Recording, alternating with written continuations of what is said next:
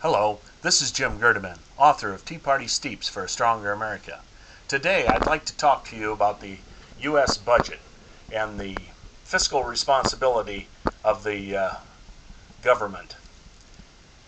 President Obama and the Office of Budget and Management have turned in a budget of $3.5 trillion, and they've stated that we will only take in $2.3 trillion.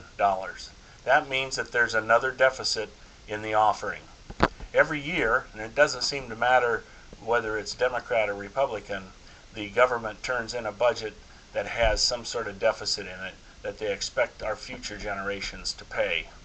Now, they've broken up the budget into two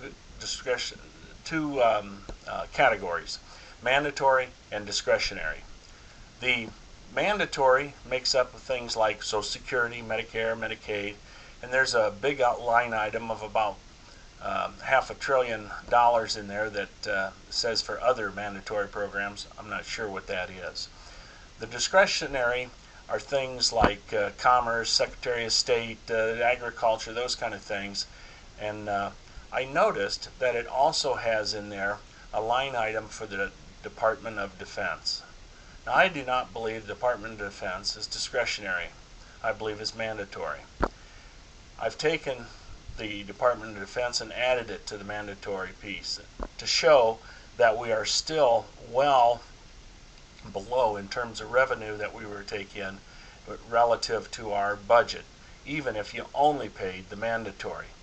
That also left us about $500 billion of discretionary, which could be worked on. But even with bringing those programs down and maybe even eliminating some, we are still in a huge problem over the intake. We know that if the outgo exceeds the income, the upkeep becomes a downfall, and that's what we want to avoid. Now, I looked at the analysis, and I don't expect you to see this, but I did look at some of the highest increases. There was things like Department of Commerce for 48% increase, Department of State for 40%, the Department of Housing and Urban Development got 18%. The Environmental Protection Agency got a 34% increase. Okay, those are some of the higher ones.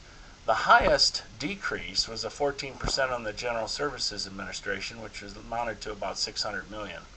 The Department of Justice got a -6, and the Corps of Engineers a -3. Very small relative to the huge increases that we saw on the high end.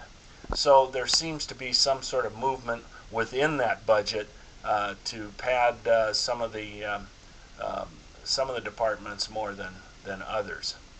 If we look, all of us know that our economy has a varying degree of success, and that success brings in tax revenues that vary because of our own economy, because of the world market, and because of other things going on.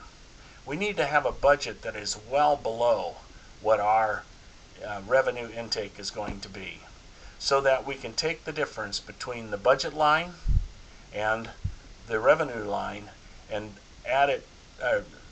pay down our deficit. If we keep paying down our deficit, we could get to that almighty zero balance on the deficit and get our economy rolling again in fiscal responsibility.